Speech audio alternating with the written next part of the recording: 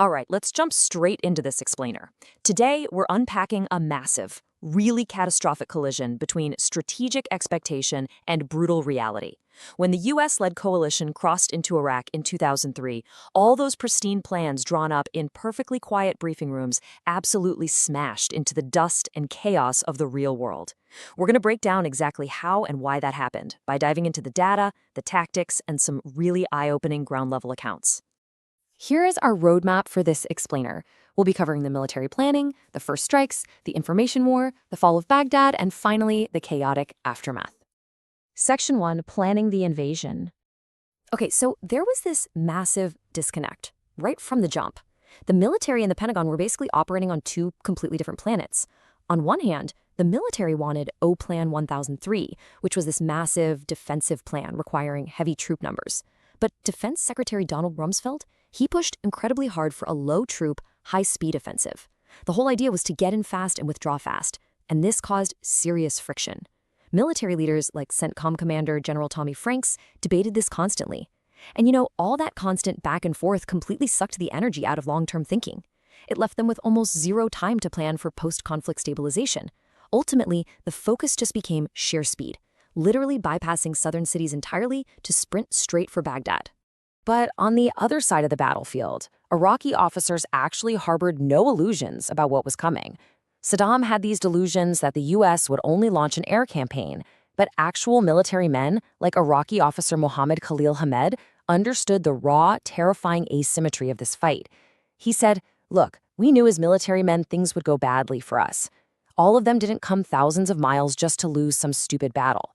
And he was right. Because despite having over 1 million active and reserve personnel, the Iraqi military was practically gutted from the inside.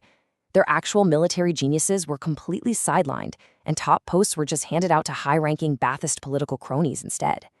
They had thousands of tanks, sure, but only half of them could even turn on. Section 2, First Strikes and Resistance. Things escalated incredibly fast. Just 3 days separate a formal ultimatum on March 17th from a massive, full-scale ground invasion. And at first, it honestly seemed like a total sweep.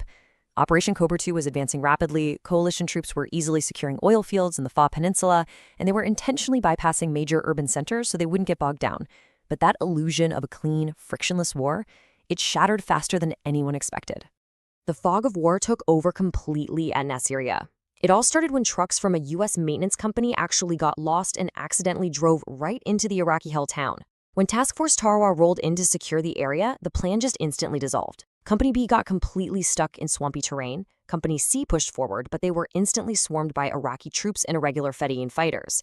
And then, in a truly desperate bid for air support, a tragic misidentification happened. A-10 Warthogs simply couldn't see the thermal panels of their own units and ended up firing on Company C. 18 Marines were killed that day, and potentially 10 of them were from friendly fire alone. The shock for the commanders on the ground was absolute. The Company C commander recalled the paralyzing confusion of that exact moment, saying, "So I'm thinking, holy shit, there goes half my fighting power over the bridge. Nobody's talking on the net, nobody's listening, and they're gone." Half his vehicles had just withdrawn without orders, trying to survive, and he was left totally cut off from communications. Nasiriyah was a massive wake-up call to generals who genuinely believed Iraqi forces would just immediately lay down their weapons. Section 3, the Information War. To really make sense of this conflict, we have to talk about the information war, specifically the Pentagon's controversial strategy of embedded journalists. These were reporters who were formally attached to military units, sharing their daily lives, riding in their transports, and relying on them for security right there on the front lines. Now, the debate around this is super fascinating. The military argued that embedding protected reporters from enemy agents, especially after horrific incidents like the murder of Daniel Pearl in Pakistan. But the flip side is entirely psychological, right? Think about it. When you integrate reporters into a military unit, and a soldier literally saves your life from a rocket-propelled grenade, human nature takes over. Critics pointed out that media storylines very quickly shifted away from asking the hard questions about the war's justification, like where are the weapons of mass destruction, and instead turned the invasion into this action-packed 24/7 entertainment show centered almost entirely on firefights and dramatic rescues. And while audiences at home were glued to these action-packed narratives, the U.S. was simultaneously waging a massive psychological war inside Iraq. They dropped a staggering 32 million leaflets. Just try to wrap your head around that scale. The CIA was even directly emailing and calling Iraqi commanders. The goal was to trigger mass defections. But it totally failed to create the organized large-scale surrender the coalition was hoping for. Most Iraqi soldiers didn't want to die for Saddam for sure, but they also didn't want to actively help an occupying force, so instead of defecting, they just abandoned their posts, walked home, and melted right back into the civilian population. Section 4. The Fall of Baghdad. When it came time to actually take the capital, the primary strategy was what they called the Thunder Run. These were incredibly aggressive, heavy-armored raids designed to test enemy strength, eliminate troops, and just completely demoralize the defenders. Instead of a slow, cautious, block-by-block siege, commanders took columns of massive Abrams tanks and Bradley fighting vehicles and essentially floored it straight into the heart of the city. The goal was to project overwhelming dominance and completely shatter the Iraqi command's illusion that they still had control. But the dark reality of these high-speed urban raids was the devastating collateral damage for everyday Iraqi families who were just caught in their morning commute. Tank Sergeant Eric Olson described this truly horrific scene. He said, "Behind the enemy truck was a blown-up civilian car that had a family in it. The mother was sitting on the ground rocking back and forth, her body was smoking, and in her arms she cradled an infant. American tanks were plowing through barricades and trading heavy machine gun fire with Iraqi forces right in the middle of civilian traffic. Because the military prioritized sheer speed, innocent people were caught in a brutal crossfire with literally nowhere to run." Now, we've all seen the famous footage of Saddam's statue coming down in Firdos Square.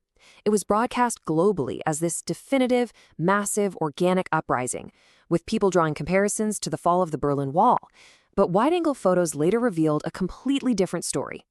There was actually a pretty sparse crowd in the square, and the whole event was heavily managed and orchestrated by U.S. psychological operations teams and Iraqi exiles to create a powerful television moment. It was a staggering disconnect between reality on the ground and the narrative being pushed to the media. Section 5. The Chaotic Aftermath.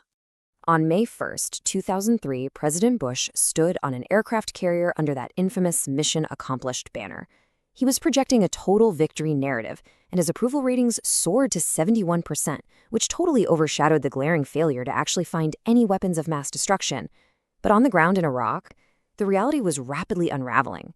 Mass looting was raging across major cities, and it became terrifyingly clear that the coalition had a deeply muddled, almost non-existent post-conflict strategy.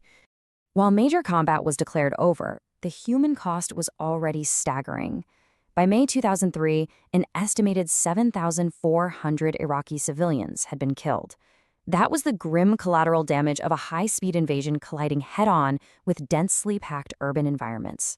The asymmetry of this initial push is just wild when you break down the numbers. The coalition absolutely minimized its own casualties, losing 139 U.S. troops and 33 British troops. But the sheer volume of Iraqi military deaths, which is estimated to be anywhere between 11,000 and 45,000, left a massive, highly dangerous power vacuum in the country.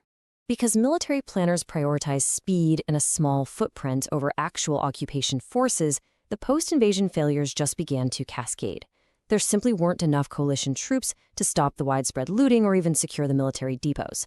So thousands of weapons simply vanished into the streets. And then came Louis Paul Brunner's completely disastrous decision to disband the entire Ba'athist state and army overnight. Literally overnight. Hundreds of thousands of militarily trained men were unemployed, heavily armed, and deeply, deeply alienated. For ordinary Iraqis like local store owner Mohammed Abbas Abdul al-Hur, the war absolutely did not end on May 1st. He recalled, "Nowhere could you see any sign of law and order. Everything had collapsed. People were returning to neighborhoods completely stripped of basic security, literally littered with weapons, realizing that the state had evaporated and the coalition was completely incapable of maintaining the rule of law." So I'm going to leave you with this final thought to ponder. As Sunni-majority cities like Fallujah sat completely outside coalition control, with unprotected borders, disbanded local armies, and growing public demoralization, was the war in Iraq actually ending, or had the deadliest phase just begun? As we've seen today, the expectations of a fast, clean victory were entirely shattered by the messy, tragic reality on the ground. When you completely strip away the administrative state of a country, leave its borders wide open, and leave its armories completely unguarded, you aren't ending a war. You're just changing its nature. Thanks so much for joining me for this explainer, and I'll see you next time.